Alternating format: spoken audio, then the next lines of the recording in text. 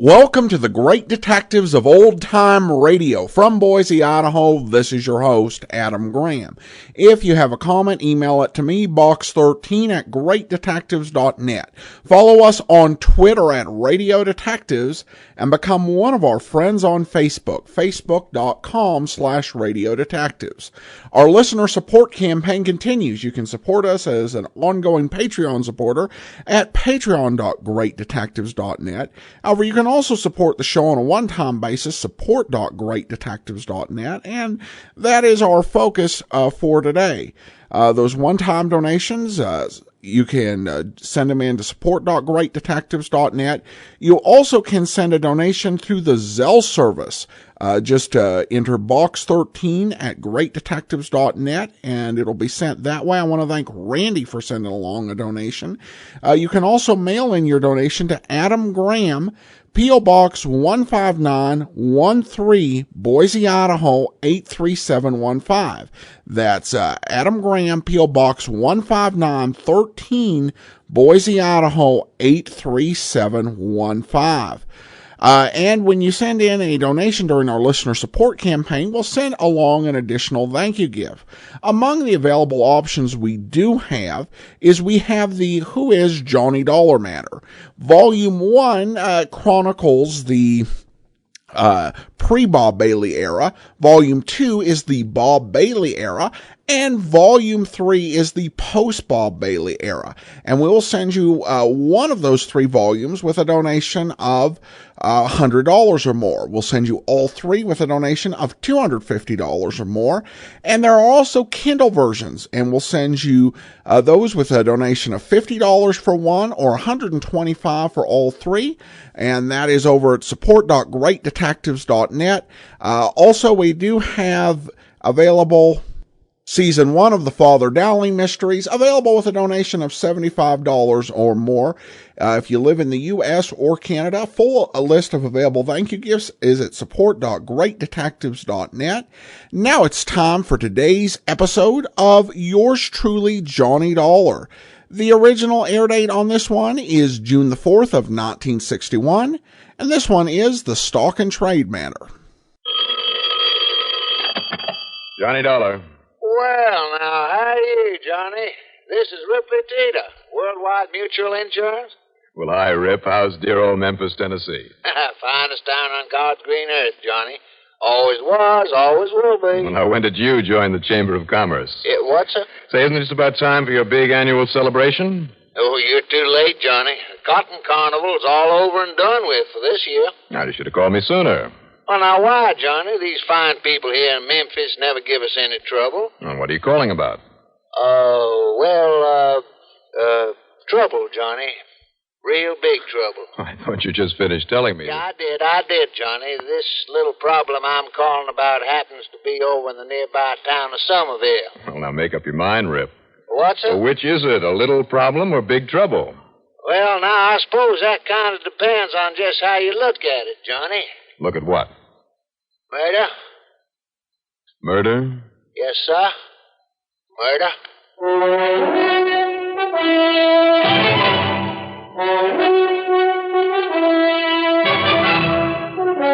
CBS Radio brings you Bob Reddick in the exciting adventures of the man with the action-packed expense account. America's fabulous freelance insurance investigator. Yours truly, Johnny Dollar.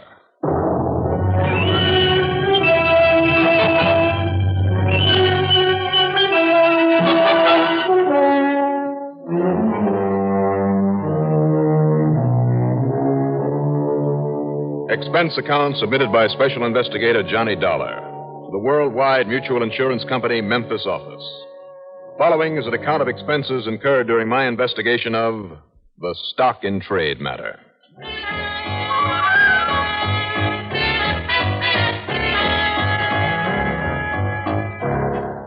It was bright and early in the day. I was able to make an immediate plane reservation, so expense account item 1 is $72.75, airfare to Memphis, Tennessee. And by shortly afternoon, we started circling for a landing over the big industrial city there on the eastern bank of Ole Miss. Soon as I cleared my baggage at the airport, I spent item 2, $6.25, for a taxi into Ripley Tita's office on Union Street near 3rd. Taxi, Johnny.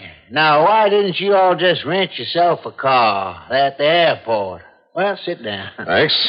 I'll have my secretary get one for you. Yes, sir? Maribel, honey, have one of those nice rental cars brought around front for Mr. Dollar, huh? What time? Right away. Thank you, honey. You mentioned something about a town called Somerville. Yeah, about 45 miles sort of east of him. What happened over there? Like I told you on the telephone, Johnny, murder. And the deceased is a client of ours named Volney Beauregard Exum. That's a mouthful. That's three mighty fine old family names, Johnny. That figures. Yes, sir. Anyhow, early this morning, his housekeeper found him laying over his desk with his head bashed in. Have the police over there any theories, anything to go on? No, sir, not a thing. No fingerprints on that heavy anodyne that was used on him. No clues of any kind, nothing.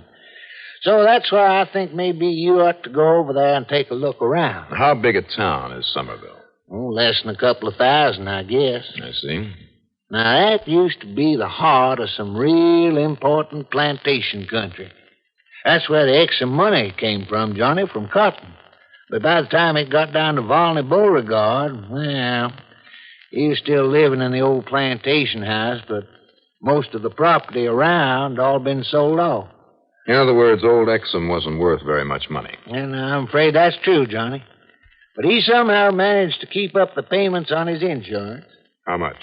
Well, face value, $35,000. Mm-hmm. I don't rightly know just where he got his living income from. Of course, after the war, when some of these fine old Southern families had to sell off their land, they made some investments and things. You mean the Civil War, Rip? I said the war, didn't I? Go on. Well, anyhow, I don't really know where he got his living money, except maybe from his kinfolk. Well, that brings up the question of beneficiary. Those very same kinfolk, Johnny, the only ones he got left. Who are they? Well, no wife or young uns of his own, so let's see here on his policy. Just a niece and a couple of nephews, Johnny. Now, let's see, there's Clarabelle Otway Exum. You have her address there? Let's see. Well, just let me use this scratch pad. I'll copy the policy. Yeah, go right ahead. And like you see, she lives right here in town. Works in a 5 and dime, I understand. And there's a nephew, also named Volney Beauregard Exum. Lives down in Corpus Christi, Texas, yeah, see? All right, I got it. Then there's other nephew named Culpepper Van Buren Oglethorpe right there in Somerville. Works at a real estate office. Although it beats me how he makes a living at it. Yeah, that's all, Johnny. Just those three. Okay. In other words, they're the only ones who will benefit by Exum's death, huh? Well, now, that's right, Johnny, but surely you don't think one of them could have killed him? Why not? Fine old Southern family like that? Did he have any enemies that you know about? Fine old man like Volney Beauregard Exum? Did he have many friends? Well, no. No, I guess he didn't, really. Kind of just kept to himself, living out his days there on the plantation house. All alone with just his pride, just living out his days. Now, you mentioned a housekeeper. Yeah, well, Miss Dollar Cato just did some day work for him. And don't you go suspecting her, Johnny. Why, she couldn't hurt a fly. Well, you are a lot of help. Well, maybe I better not suspect anybody, huh? That's right. Well, no. What I mean to say now, is... 35,000, 3 beneficiaries. Yes, sir. Equal? Yes, sir. So maybe 11, 12,000 apiece. That's not very much. Well, now, I understand they'll share the rest of the estate, too. Oh, what do you think that plantation's worth? That old rundown house and a little bitty piece of land where it sits, maybe 10,000's all. No idea what kind of money old Exum had to live on, where it came from? No, bank accounts or nothing, Johnny. He even paid cash premiums on his insurance. I guess he didn't like banks and such. Well, you sure don't give me much to go on. One more question. Did the killer ransack the house? Well, no, not that I know of. So maybe you better take a look, huh? Yeah, Rip, I think I'd better.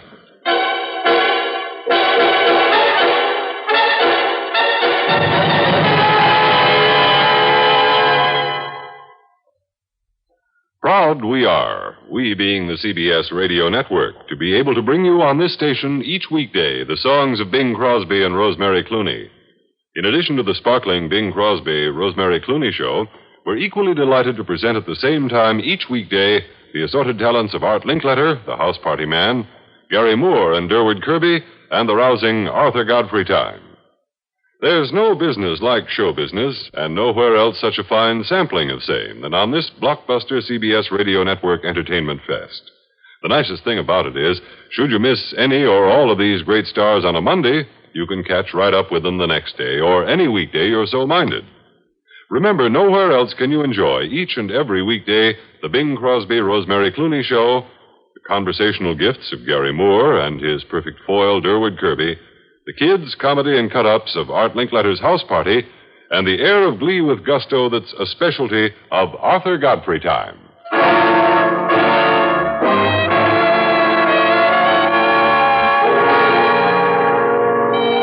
Before driving to Somerville to look over the scene of the crime, I checked up on Mr. Exum's niece, Clarabelle. I found her in the stockroom of the 5 and 10 where she worked. She was a thin, wan-looking girl of about 30 with long, black, stringy hair badly set in a knot that bobbed about the back of her neck as she talked in a high, nasal voice that fairly set my teeth on edge. Excuse me while I set this box of ribbons. Sure. And if you all want the truth, Mr. Dollar, I am just as glad as I can be that old Uncle Volney died. He was murdered, Miss Exum. Well, he's gone anyhow. And when I get my share from his insurance and that property, I can pay all my bills and buy myself some fancy new clothes and lots of things. Well, then you're not at all sorry about this? Of course not. He had nothing to live for anyhow, Mr. Dollar. All alone out there in that house by herself, nobody to talk to except poor Miss Cato 2-3 times a week when she come to clean. Poor Mrs. Cato? How poor, Clarabelle? Oh, well, actually, she probably has more money than Uncle Volney ever had. Count of some of her kinfolks dying and leaving all that big property over to Whiteville. See, she was a Buford on her widowed sister's husband's side. Yeah, well... And when her cousin Sally Mae, she had some Buford blood and kin, too. I see. And when she died, with all the money and things from her cousin once removed... Oh, and now, wait a minute. He was her father's nephew's half-brother, is what it was. Yeah, thanks. Well, I'll take your word for it. Now, this Mrs. Cato, if she had money, why did she work as a housekeeper? Oh, just out of pity for Uncle Volney, him being all alone and all. Didn't you ever go out to see him? He never did want to see me, did he? I wouldn't know. No. All he cared about was sitting there counting his money and keeping his relatives from getting any of it. Except maybe Culpepper. And now we'll get it anyhow, Mr. Dollar. Where did his money come from, Clarabelle? Don't you know, Mr. Dollar? No. Well, now that's funny. All right, so it's funny. Now, where did the money come from? Oh, I don't know. I thought you did. Now, excuse me, I gotta get these boxes put away. Lest the boss comes back here and sees me just sitting and talking. Boss don't hold much with sitting and talking.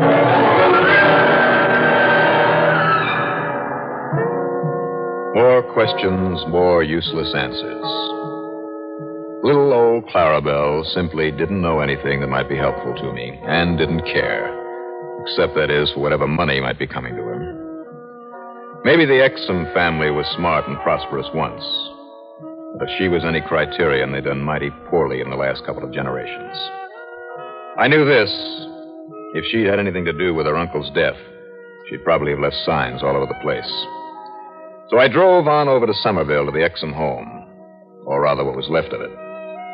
100 years ago, it might have been a mansion, but now it was just a wreck. 2 of the 8 big columns on the front had fallen and simply left there to rot away in the sun and rain. Windows were broken and stuffed with newspapers to keep out the draft. There hadn't been a paint job in 20 years, at least. What little was left was cracked and peeling. The yard was nothing but weeds and moss, and a thick matting of leaves that never had been raked from under the big trees that were hung heavily with Spanish moss. At the door, I was met by a Sergeant Aiken of the local police. Real glad to see you, Mr. Johnny. That Mr. Teeter from the insurance company phoned you'd be here. Come on in, sir. Thank you, Sergeant. I'd like to see just where and how Mr. Exum was murdered. Yes, sir. Right in here in the library. Oh, Only I guess the old man must have sold off all his books a long time ago. Now, here, sir.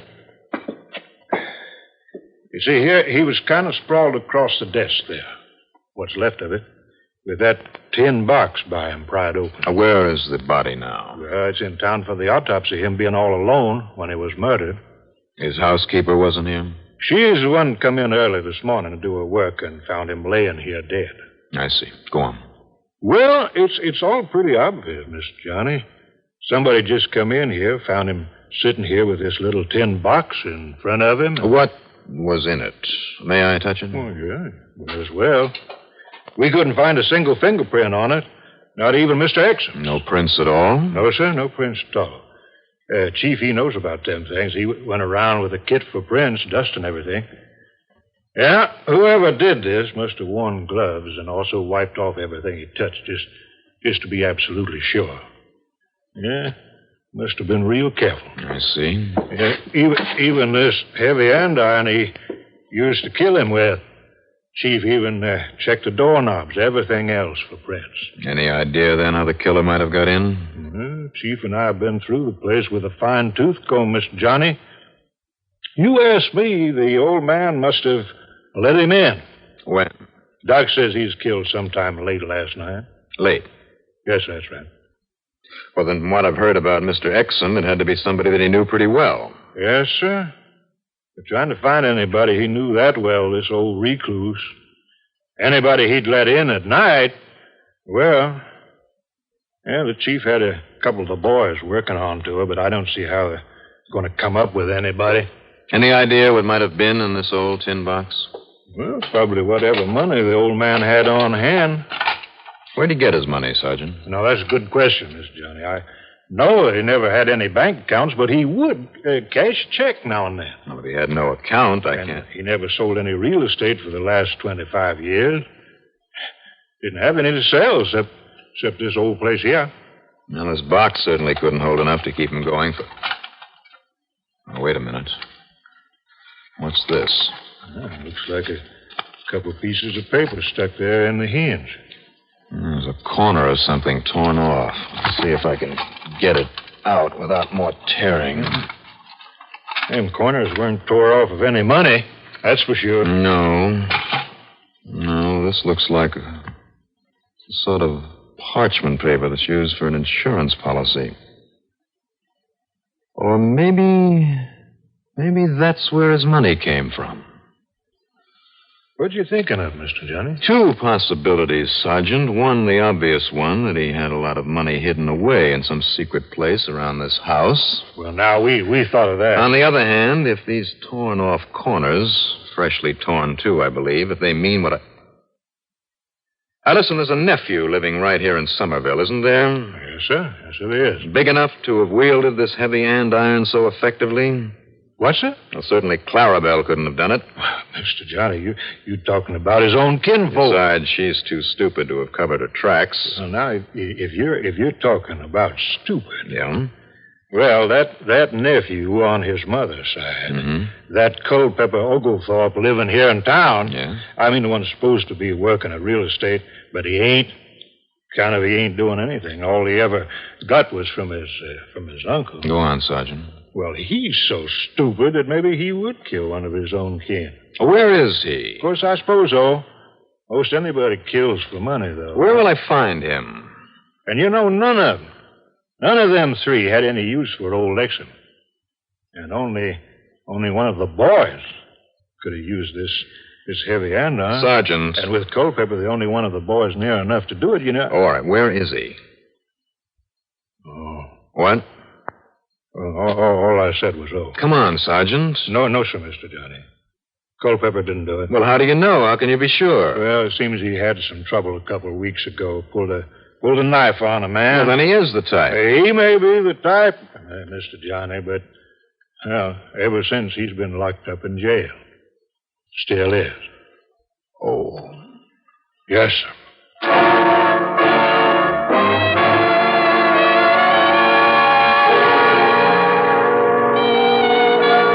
Frustrating case, this one.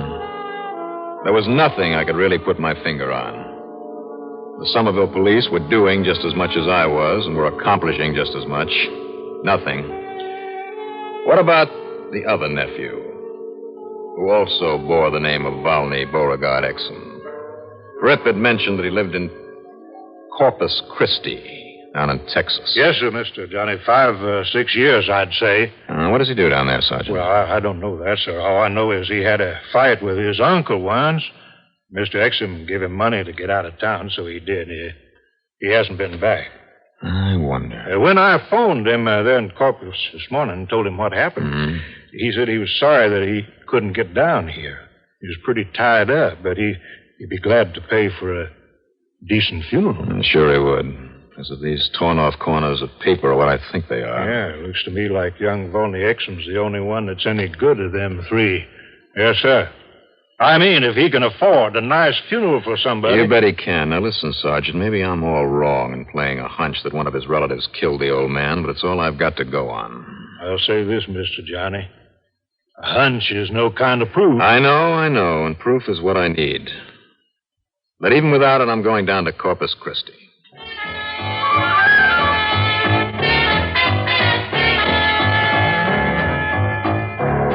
And then, well, believe me, I'll be the first to admit it.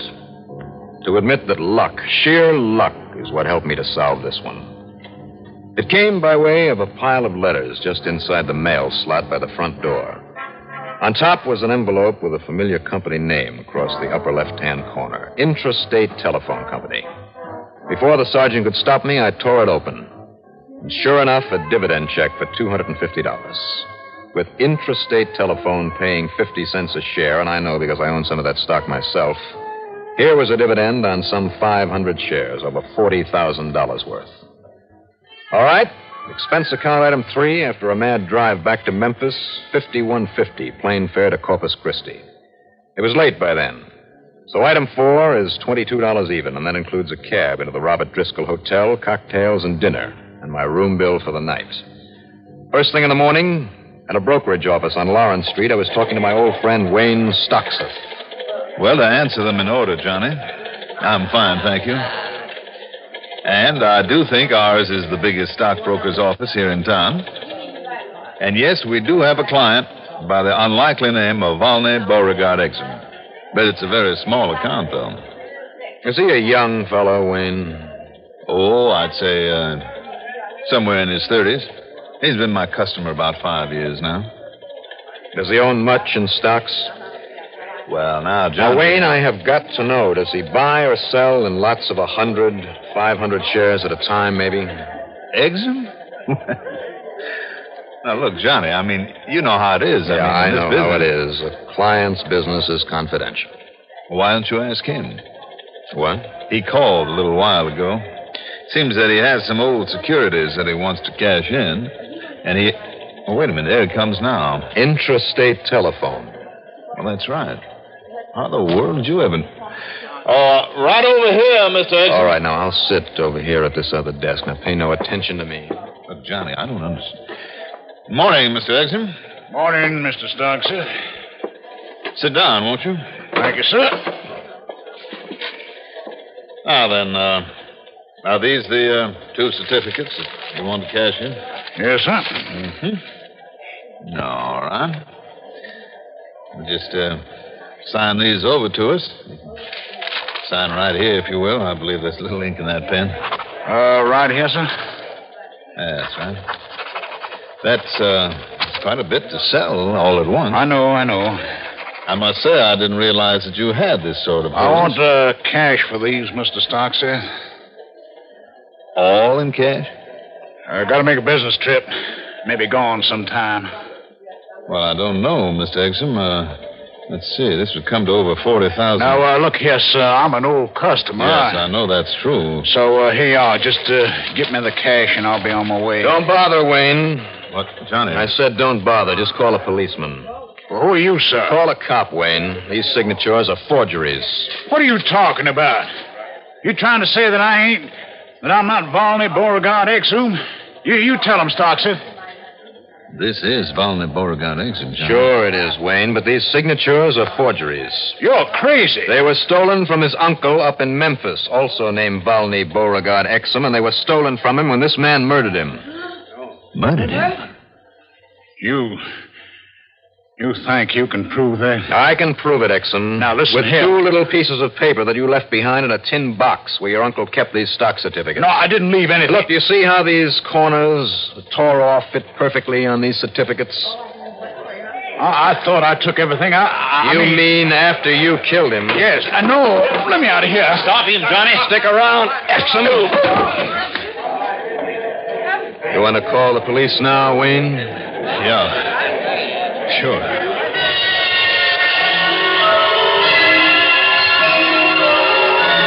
What Exum didn't know, of course, was that Wayne would have done a lot of investigating before handing over all that money.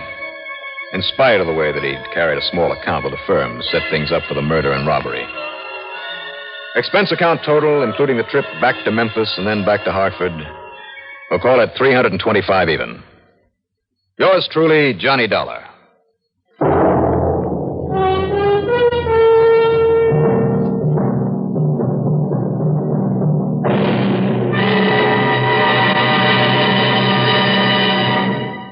Now, here is our star to tell you about next week's story. Next week, one of the cleverest rackets in jewelry that I ever saw. Over $1 million worth. Join us, won't you? Yours truly, Johnny Dollar.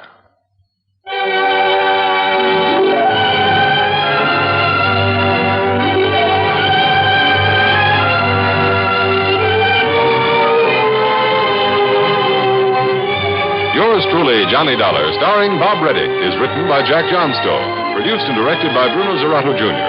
Musical supervision by Ethel Huber.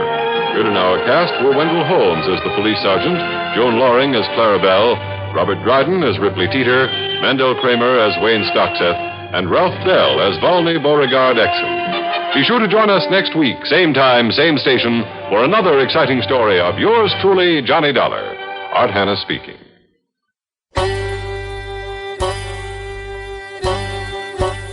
Hi, this is Andrew from OTRWesterns.com. I wanted to invite you to come take a look at our site where we put out podcasts of old-time radio westerns. Check us out at OTRWesterns.com. You're listening to The Great Detectives of Old Time Radio with Adam Graham. Now let's get back into the show.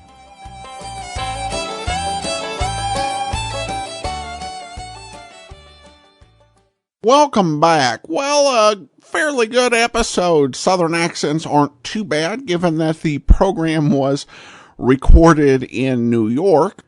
The mystery wasn't bad, but as Johnny himself said, he solved this via dumb luck. There's this case, there was no particular reason why he solved it, and that takes away from the enjoyment a little bit, but it's still relatively realistic. All right, well, that will actually do it for today.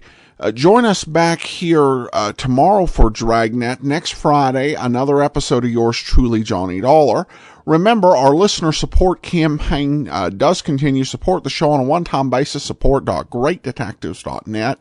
Among the thank you gifts we do have available, with a donation of $25 or more, we'll send you your choice of Colonial Radio Theater's Father Brown programs via iTunes, or their Gettysburg, and that's with a donation of $25 or more. For a donation of $100 or more, we'll send you Poirot's Finest Cases.